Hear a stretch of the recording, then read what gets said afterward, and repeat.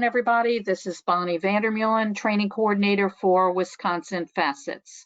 On behalf of our entire Wisconsin Facets staff, I'd like to thank you for joining us today. Our webinar today is entitled Using Medical Information and Reports Within the IEP Evaluation Process. Our presenter today is Eva Kubinski. Eva is a school administration consultant for the special education team at the Wisconsin Department of Public Instruction. She provides training and support in the areas of adaptive physical education, assessment, working with medical professionals, attendance, pre-service educator training, program reviews, cross-categorical licensing, and the unique needs of American Indian students with IEPs. Eva is the program consultant for the areas of orthopedic impairment, OI, other health impairment, OHI, and traumatic brain injury, TBI. Ms. Kubinski has a master's degree in educational psychology in school psychology from the University of Wisconsin-Madison. It is my great pleasure to introduce to you Eva Kubinski. Eva? Thank you, Bonnie. Well, good afternoon, everybody. Thank you for taking the time out of your busy schedules to join us and listen to some of the things I have to share today. I'm very pleased to be here and really find that this is an issue that's close to my heart, both as when I was working as a school psychologist and also now that I'm working at the department. And I think it's really important to recognize what kind of information you can find and use from those reports, and then what what isn't necessarily available because of the different purposes of a medical versus an educational evaluation. Before we go any further, I do have to say that one of the things that I find so gratifying working for the department is its commitment to really making sure that we promote educational equity.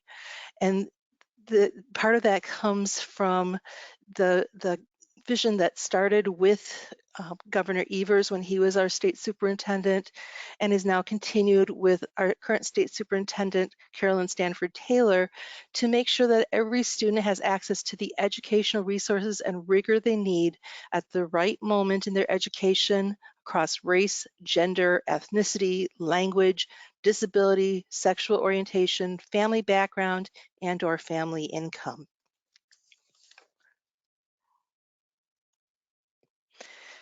And before we continue, I do want to also mention the 5 beliefs that are the foundation and the core of the College and Career Ready IEP process, something that we as the special education team at the department have put together in the last several years in order to try and make this an equitable process. And the 5 core beliefs are essential when we're trying to develop IEPs that promote college and career readiness. They can also have an important impact on the success of students with IEPs. Districts and IEP teams, including families, should consider and discuss these beliefs.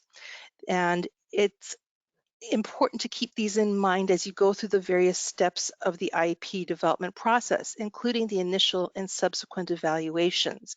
And that is that we have high expectations for students, that we work to have culturally responsive practices, that we recognize and build on positive student relationships, that we also encourage family and community engagement with students, and also then have the collective responsibility for students in that we all have a role in making sure that we support each student in addressing their needs and achieving their IEP goals.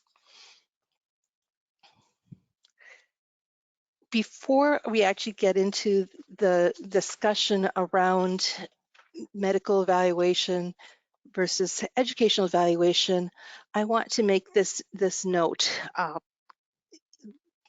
The questions and issues that come up around medical information tend to fall into certain disability areas because they oftentimes are caused or influenced by medical illnesses.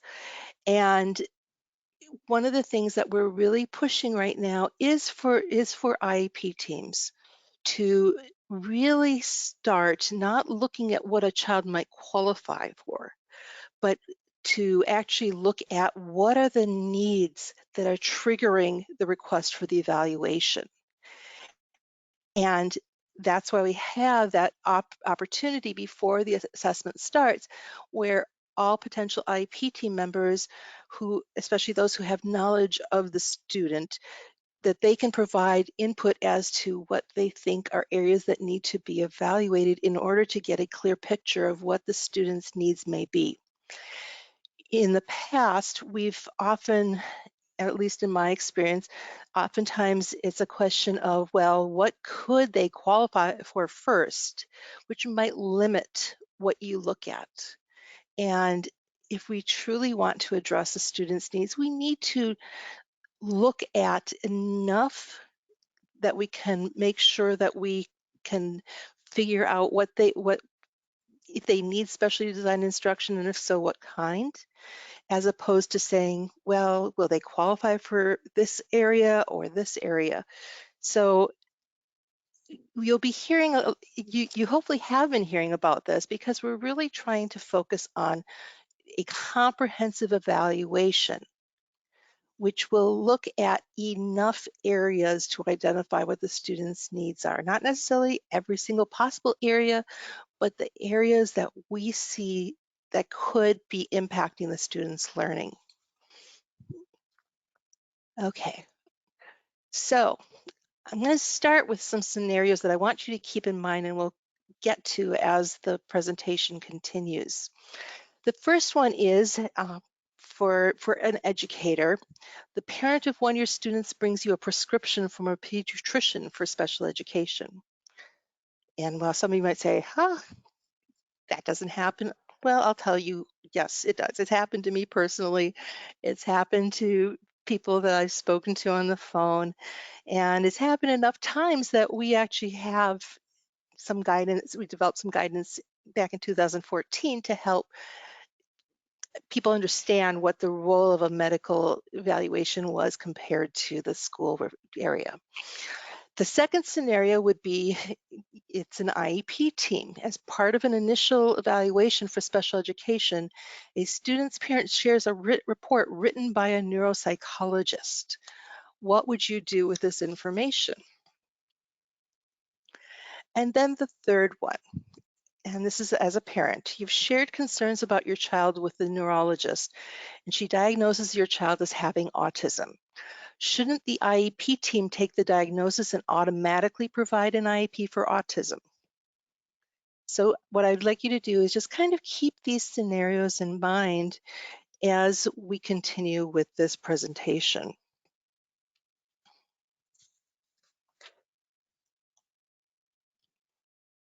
So, part of you might be saying, huh, those are interesting scenarios. And really what we're kind of covering is, what do you or the IEP team do when provided with information from an outside medical or neuropsychological evaluator?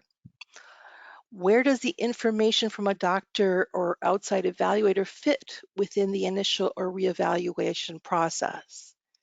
And can an IEP just use a report from an outside evaluator to qualify a student for special education services? So we're going to, by the end of this presentation, we'll have covered that, and hopefully you'll be able to answer those questions. So let's go back and think about, what is the purpose of an IEP team evaluation? Well, the essential purpose is to determine if a student requires specially designed instruction. And each assessment that is done as part of that evaluation is intended to help determine the learning needs of the student and hopefully the learning strengths of the student. And this happens because both the federal IDEA, Individuals with Disabilities Act, and Wisconsin Special Education Law, which is Chapter 115, entitle children with disabilities ages 3 to 21 enrolled in public schools to special education and related services designed to meet their disability-related needs. So again, we want to make sure that we identify those disability-related needs. And if we only focus on whether they qualify or are eligible for a certain disability category, we might miss out on some things that they need that are going to get in the way of their ability to be successful in the general education curriculum. So I just want you to remember that when we say the word disability in the context of special education, we're talking about having a physical, mental, and/or emotional impairment combined with a need for special education services.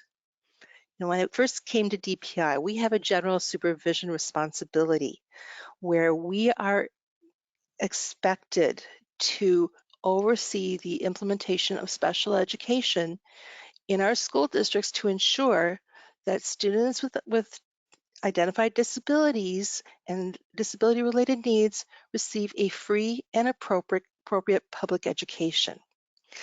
And when I was working in the field and doing evaluations, and then when I started at DPI, what was happening a lot was we were doing a pretty good job of talking about the disability areas, but we weren't talking about whether there was a need for special education. And I think the reasoning went, well, if we identify them as having a disability, then they must need special education. But that's not true.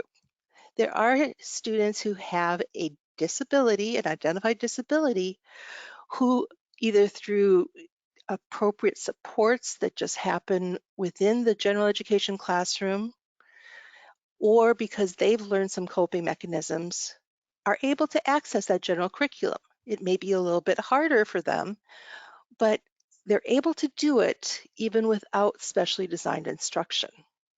So it's really important that when we're talking about eligibility, that we do address that issue as does the student require special education services in order to be able to access the curriculum? So part of what is really important again to realize is that when you're evaluating a student either for an initial IEP or as part of a reevaluation and updated IEP, we need to follow the requirements of a comprehensive evaluation. And again, that's been in the law for quite a while. So why do a comprehensive evaluation? Because under federal law, we are required to assess a student referred for an IEP team evaluation in a comprehensive manner.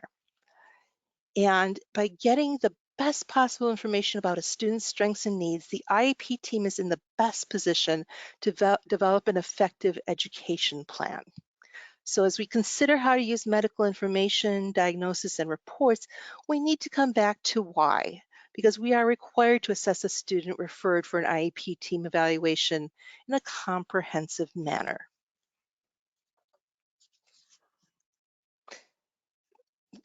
If you really want to take a look and see that this is in the law, you'd want to go to 34 CFR section 300.304 parentheses B, because this is where in IDEA it says that you need to have a comprehensive evaluation. And what does that mean? That means that we're going to use a variety of assessment tools. We're going to get information related to what is needed for the child to be able to be involved in and progress. That's an important word, progress in the general curriculum.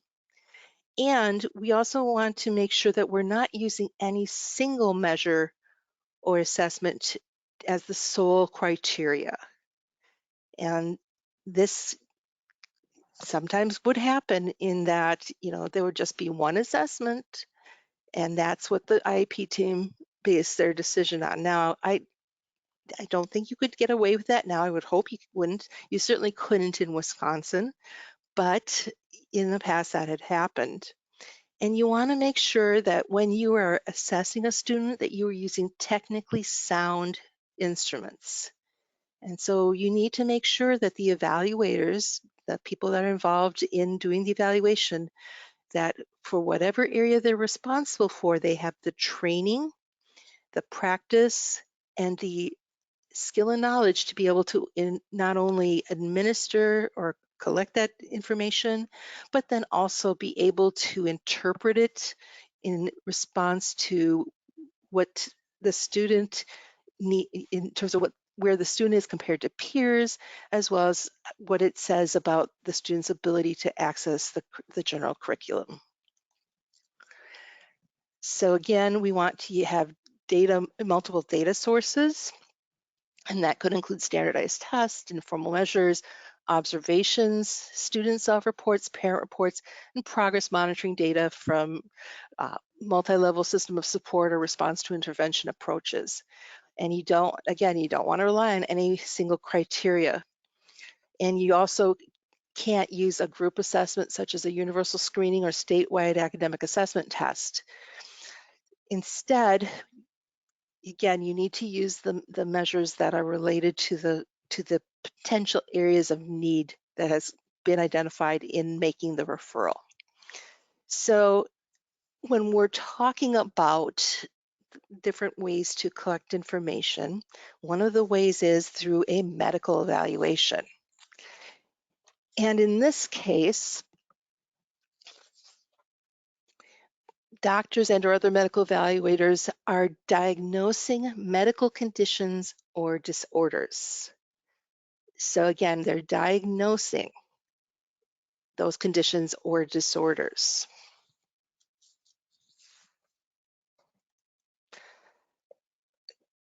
In comparison, IEP team evaluations, when they happen, schools do not diagnose conditions, but they identify a disability related to academic, functional behavior, and or social emotional functioning that may be impacted by an existing medical diagnosis.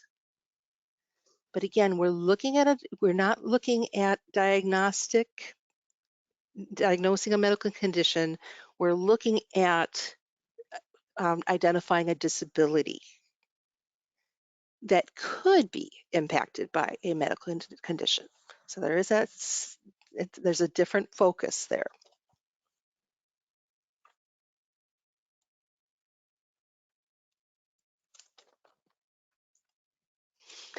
So, I remember from the evaluations I've done when I was working in a school district, and in one case, we knew that the student was going to get an outside neuropsychological evaluation. And the student had been evaluated, had not qualified in the first area that we looked at. And in the process, I collected a lot of information to share with the neuropsychologist. And so even though we actually use some of the same assessment measures and looked at similar areas, the interpretation I had of what the results meant versus what the neuropsychologist did were different, because again, the intent of the evaluation that I did was to determine whether or not the student qualified for a disability in the educational setting, whereas the neuropsychologist was looking for a diagnosis and analyzed and interpreted that information in a different way. When you are doing an evaluation where there will be medical information shared, I would strongly recommend that you consider having the school nurse or district nurse be part of the IEP team, because they are the most qualified to be able to be that conduit between the school district and the medical office in terms of getting information, clarifying information, or sharing information. Now, as a school psychologist, when it came to some of the neuropsychological assessments, I was able to interpret those and share my information. But really, when you're talking about medical diagnostic information, you really are strongly encouraged to have a school nurse be part of that team. So again, the main idea of a comprehensive evaluation is that we want to use multiple measures to ensure the best possible outcome in identifying, evaluating, and serving a student with a disability. The decision should never be based on one assessment measure or on one eligibility area.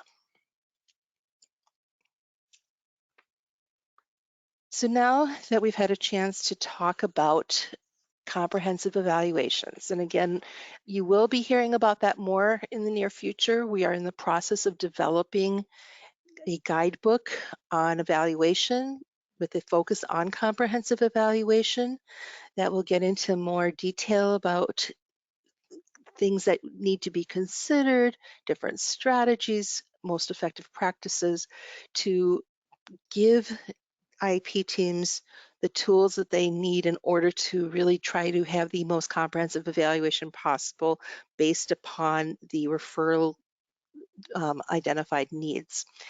And so I want to again bring that forth to try and start some shifting of moving away from, okay, we're going to do an evaluation and we think they're going to qualify for emotional behavioral disability, so that's what we're going to look at. Not looking at, well, but we're also seeing some reading issues, or, I think they mentioned some anxiety, or, things that get too narrow because of the perception of what a disability area means. Part of that comes back to our initial child find or referral for the evaluation.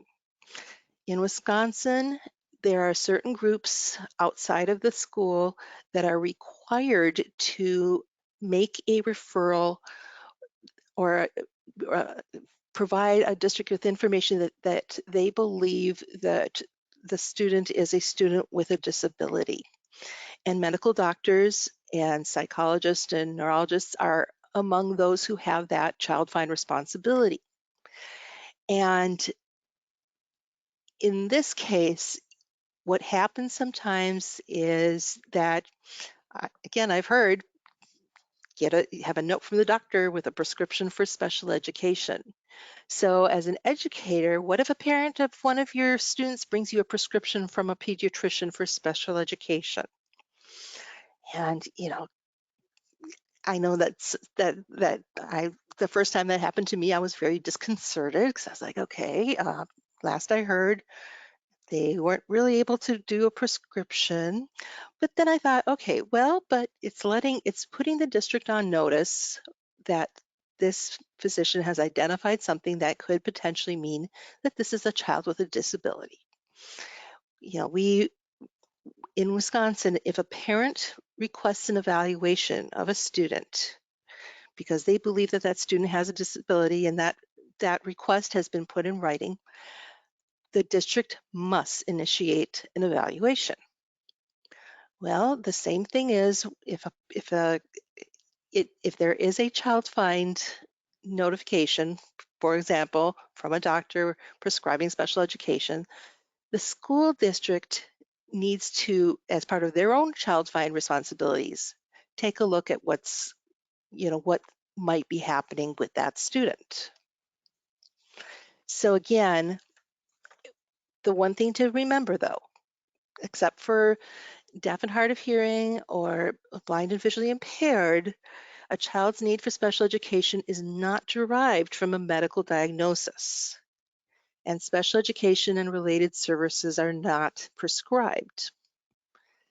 But again, because of their own child find responsibilities, a physician does play an important role in the identification of students with disabilities and may be able to provide valuable insight into a student's disability-related needs. However, one thing to keep in mind, and this is something that sometimes is hard for parents to understand, is that a child's need for special education is not derived from a medical diagnosis, and special education and related services are not prescribed. But again, this could be potential useful information as you think about what might be impacting the child's ability to access the general curriculum. So again, the law around this is that a physician who reasonably believes the child has a disability, they must refer the child to a school district for evaluation. And this is the law, this is in law in chapter 115, and you'd go to section 777. And again, part of that should include the reason why the physician believes the child has a disability. And that will help the district determine what might be some areas that need to be examined. And the referral should be submitted to the school district where the child is enrolled. The child is not enrolled, it's where the child lives and would be. But again, while a physician can't prescribe special education, they do have to notify the school district if they believe that a child may have a disability. Upon receipt of this referral, the school district has its own responsibility. Upon receipt of referral, the school district will assemble, and it's always important when you talk about legal things to look at the words will versus share versus must versus may. If they say will, then they need to assemble an individualized education program team to determine whether the child is eligible for special education and related services, because only the IEP team can make such determinations. However, the physician can be a member of the IEP team. They are not a required member, but they may participate on the IEP team with the consent of the child's parents.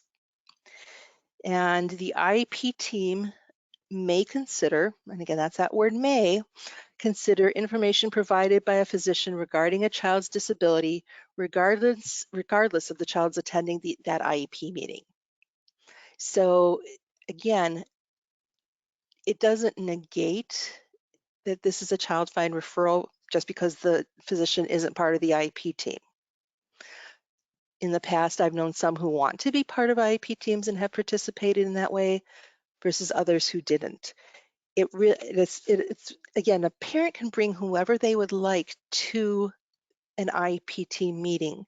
And if they want to bring a physician, that's certainly their right. So again, we've discussed scenario 1. The next one is scenario 2, and this is for an IEP team. So again, as part of an initial evaluation for special education, a student's parent shares a report written by a neuropsychologist. What should you, the IEP team, do with this information? Well, and in just to add a little bit more context, in this report, the neuropsychologist makes educational recommendations based on the result of the clinical assessments that were administered.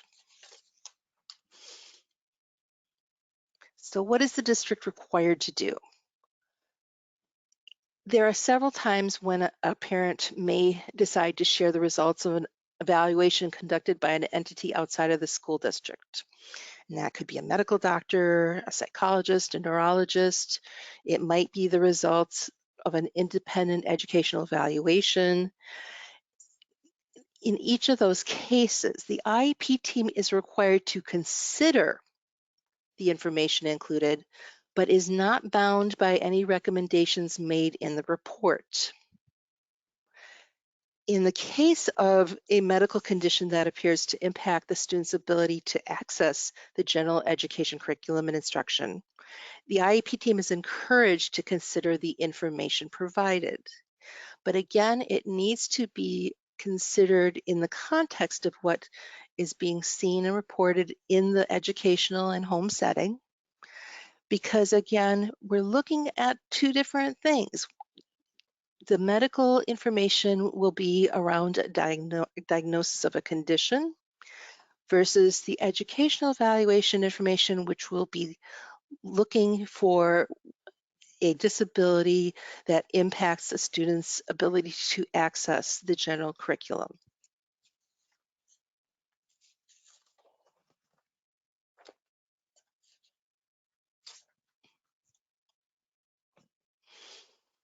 Okay, so now we're all the way to scenario 3. And this is, as a parent, you've shared concern about your child with the neurologist. She diagnoses your child as having autism. Shouldn't the IEP team take the diagnosis and automatically provide an IEP for autism? Well, autism, and again, this is just a scenario, an example. It could just as well be something related to one of the other areas. But in this case, it happens enough that uh, it's the example to share. Have in the past frequently received calls from parents who would say, my child has this diagnosis. Why do we have to go through the whole process of an IDEA or IEP team evaluation? It's going to just take another up to 60 days or more, and my child, we know what's going on with my child. Why can't we just go ahead and write an IEP? Well, again, because part of the reason being that there are differences when it comes to the two different kinds of evaluation. And the next two slides are actually a combination of some information that comes both from that guidance about medical professionals in the IEP process, and also a document from understood.org that my colleague Sandra Burnt, who used to be our state intellectual disabilities consultant before she retired and came back to help us out with all of her wonderful expertise. We went through these different situations and developed a more extensive chart that looked at what was the purpose and the intent and the process of an IDEA evaluation versus a medical or clinical diagnosis. And these two slides have, I think, the ones that are the ones that to me made the most sense when we're talking about a question like that about a medical diagnosis of autism.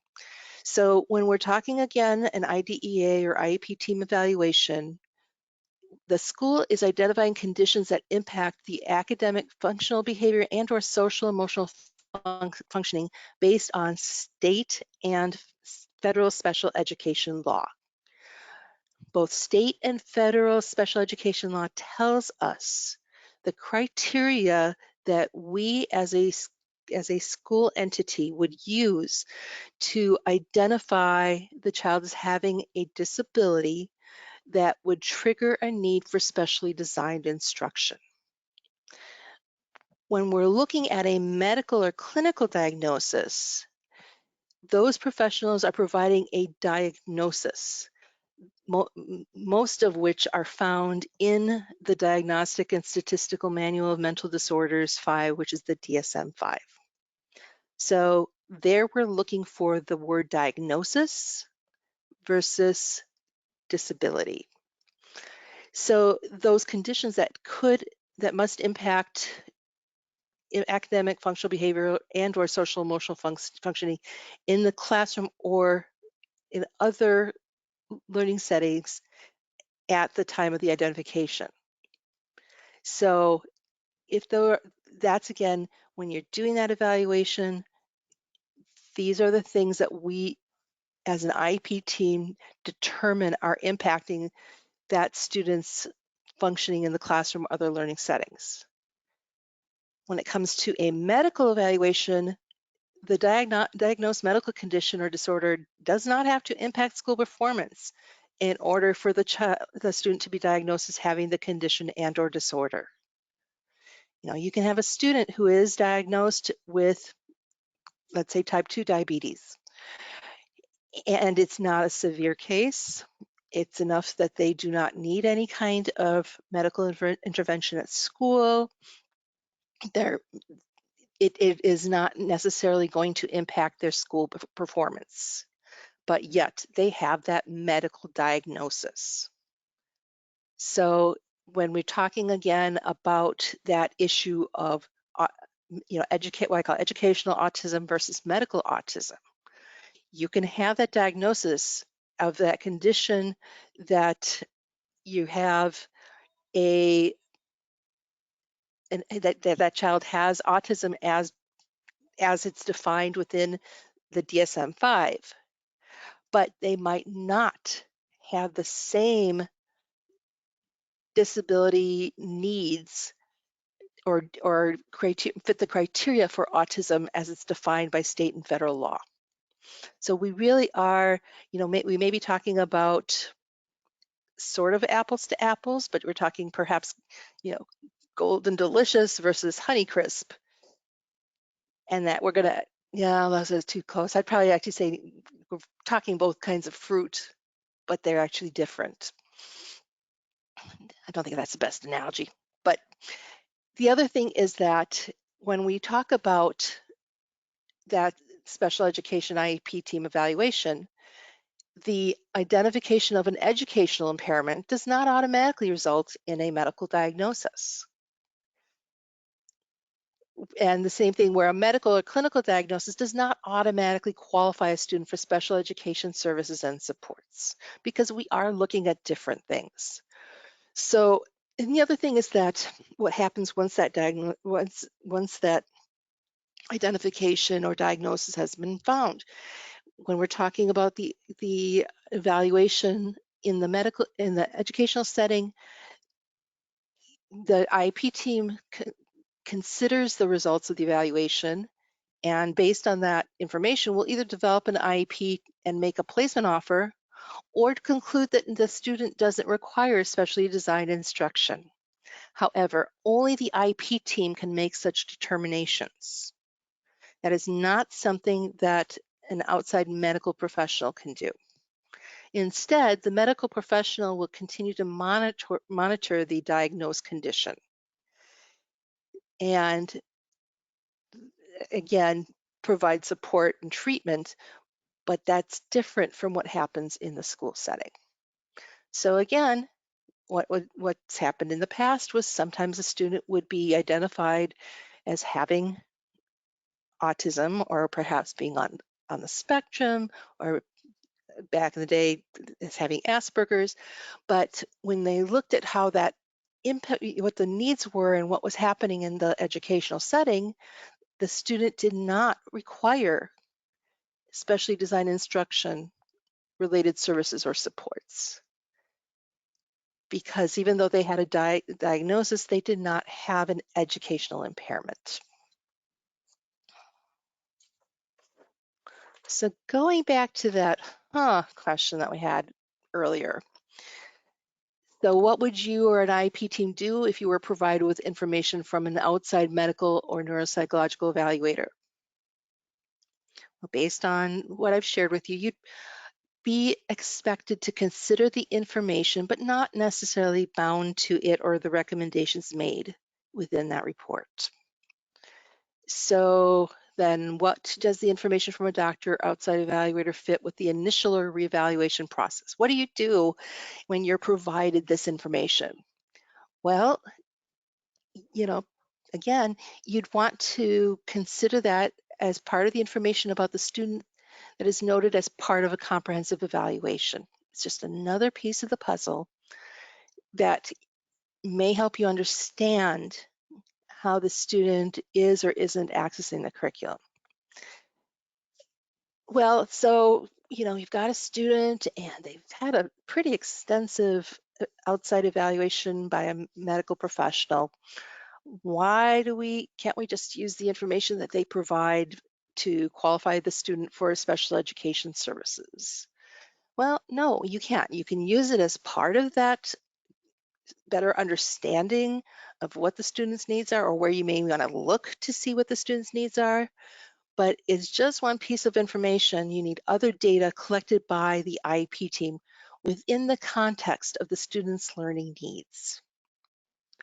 So again, it's a piece of information, but it cannot take the place of the IEP team evaluation.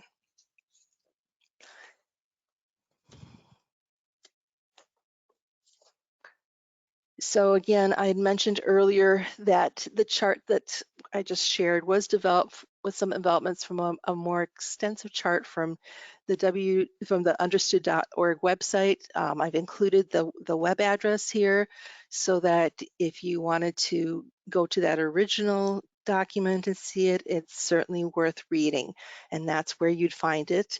And the information I used was from today. It's the most recent time I visited it and made sure I was providing you with providing accurate information. Though the wording may be different because again, the chart that I had included information from this second document, which is special education and the physician. In some places, that is where we got the information, and other times it was from that other understood article. So if you'd like to see this document, it's actually a very long Google Doc address. So what I did is I turned it into a bit.ly address that you can access, and if you want to go to the original document. So at this point, again, I know I've thrown a lot out there, but Bonnie, have you received any questions at this point? Actually, we have a couple of questions. Oh, One is kind of faceted. Um, mhm, you had talked before when an IEP team convenes, and if there are medical considerations that the school nurse should be there. So the question comes as to should a discussion of a health plan be also included in the discussion? And should they not rule out things like having a separate health plan? And in addition, mhm. if in fact you cannot glean a qualification for special education from the medical information provided, should the team not consider a 504 plan? All excellent questions. Okay, going back to, again, who is appointed to the IEP team is basically the responsibility of whoever is the case manager and or the LEA representative. And again, it may be that they need to that I mean it in the end it's up to them as to which of the district employees are part of that IEP team. I would think that that they would want to have somebody who can help them correctly interpret that information. If there isn't a school nurse available to be part of that, uh, then again, that's, there's things that we can do in terms of you're welcome to call me or to call Louise Wilson, who is our state nursing consultant. Though I will tell you, she is extremely busy. She's been extremely busy for the past year since she is our primary conduit for COVID when it comes to schools and the role of school nurses. She's also involved at the national level, so she might not always be as, at least at this point in time, she may not be as easily accessible. But I would, again, strongly encourage whoever puts together that IEP team to consider including someone. And I certainly would think that that's something a parent should bring up if they don't see a school nurse as part of that. But again, in the end, whoever, because it is up to the school district to determine who they have as part of that team because of in some ways it is a local issue. Going to the health plan. Health plans, and again, I apologize. I don't want to move out of this into another document, but uh, health plans are usually a plan for the school nurse to determine what they need to do in order to support the student. If you look at, there are other terms, and again, we're in the process of actually developing some clarity around that. So I do apologize that there may be other terms that I'm not using correctly right now, but if you're talking about developing a separate medical plan, that's something that would be done through the school nurse, and they would be able to provide you more information about that. And then going to the issue of a 504 plan. A 504 plan actually is where if you do have a diagnosis, that's certainly a potential starting point in terms of looking to provide support for a student, because if they have a disability, there are that a 504 plan can provide some protections for the student. Students who qualify for an IEP automatically have those Section 504 protections, but you must request a Section 504 evaluation either in conjunction with that initial IEP team evaluation or separately. You cannot have an IEP team evaluation say, okay, yes, this child has a disability, but they don't require special education, and then just go to develop a 504 plan. It needs to be intentional from the beginning, and because there are slightly different processes that happen. So if you as a parent are requesting an evaluation for your child because of medical issues, you're requesting both an IEP team evaluation. You can also at the same time request a Section 504 evaluation.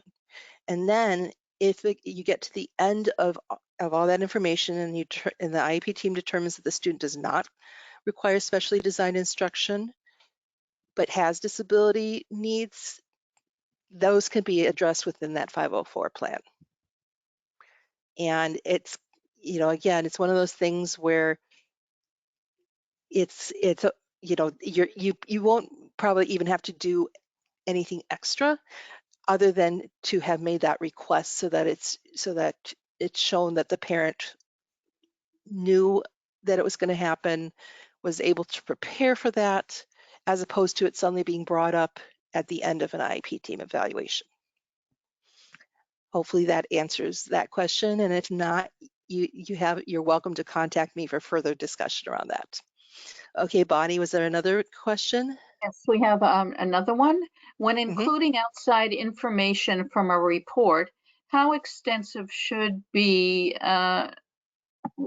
how extensive should we be noting this information in the evaluation report? For example, I've been told mixed information as to if we should report the actual diagnosis and the test results, but other times I'm told that I shouldn't Mhm. provide and re-release that as secondhand information because Mhm. of the confidentiality Yep. situation. And that's because medical information like that, including the medical report from the doctor, is kept under HIPAA confidentiality rules, which is stronger than the FERPA, which is the federal. I'm going to education and. I'm sorry, I don't remember what the acronym completely stands for, but yes. But that doesn't mean that you can't say that you need to have enough information in that evaluation report that someone who is not attending that evaluation can see why the decisions were made that were made. So you might not be putting in as detailed information as in the original report, but if, for example, the student is found to be, that they meet the criteria for such and such, without going into details to what those things were, if that's sufficient to help the IEP team be able to determine what they need for a plan, that's enough. And that's again where having that school nurse or somebody who's familiar with that medical information on the IEP team can be helpful. But again, and it's kind of one of those things where it's not clearly defined always, but it's enough. You want to put in enough without reaching that level of breaching medical confidentiality. So I know that sounds kind of, I think it's kind of hard to necessarily know what that is, but that's where, again, you have your school nurse consultant, your special ed director. They should have the knowledge to be able to tease that out. Okay, and I have one other question, Hmm. and that speaks to the fact of if there's a disagreement between like the parents and the team themselves as it Mhm. relates to medical versus educational diagnosis. And the parents believe that due to the nature of the medical condition, specific types of accommodations are necessary. How do you convince an IEP team that that's the case? Well, you have to remember an IEP team is a team, and the parents' input is just as valuable as anybody else's. Some IEP teams do do try to work to consensus versus working to majority. And if a parent disagrees with the outcome of an IEP team evaluation and or the IEP that's developed as a result of that information, we can go back to our dispute resolution options, ranging from requesting mediation, asking for a facilitated IEP, going to filing a complaint with the department, all the way up to requesting a due process hearing. So we have those legal dispute resolution options as ways to address that. And again, if that's something that you need some assistance on, Wisconsin Facets has many wonderful resources related to that. And you're also welcome to call us on the special education team, and we'll help you figure out what you want to do. So you have multiple resources there. Well, Eva, thank you. That's all our questions for now. Do you have any closing thoughts for our group today? Well, this is different from when I'm actually out there in the real world and I can see people's reactions to what I'm saying. But I do want to say thank you for taking the time to listen to me, to think about hopefully what I've said, even if you agree or disagree. But I really want to make sure that people think about that idea of the comprehensive evaluation, where you're not going to do every possible assessment, just enough assessments to make sure that we can identify and provide for those disability related needs that a child has, independent of what their eventual disability category may turn out to be. And to keep an eye out for that comprehensive evaluation guide, which will be coming out. Not quite sure exactly when this year. Things have changed and things come up as we've been part of this pandemic and all the things that we had to do to address that. But we're working on it and it's coming and it's going to be an amazing resource. I keep thinking this is what I needed when I was working in the field, and I look forward to hearing people's feedback because our whole team has really put a lot of effort into it, and it's going to be a great document. So thank you again. Thank you to both parents and educators for all you do for our kids, and please stay safe and healthy, and just have a good rest of this. Enjoy the spring that's coming.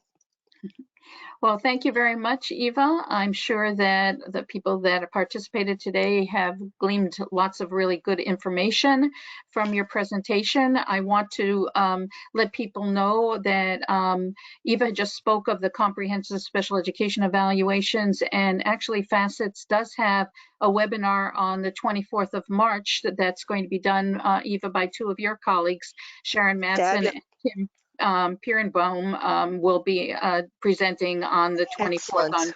comprehensive special education evaluation. So anyone who's interested in receiving more information in Oh, that area, please please be do. advised of that. And then also, again, thank you, Eva. This will conclude our webinar for today. We'd like to thank you all for joining us. Please be reminded that Wisconsin Facets has over 100 trainings and webinars for the year 2021. And please check out our website calendar and register for any of those upcoming trainings that may be of interest to you. And also, please watch for the short evaluation coming your way after today's live presentation. Have a good day, everybody. Be well, stay well. And again, thank you, Eva. Bye-bye, everybody. Thank you. Bye. Goodbye, everybody.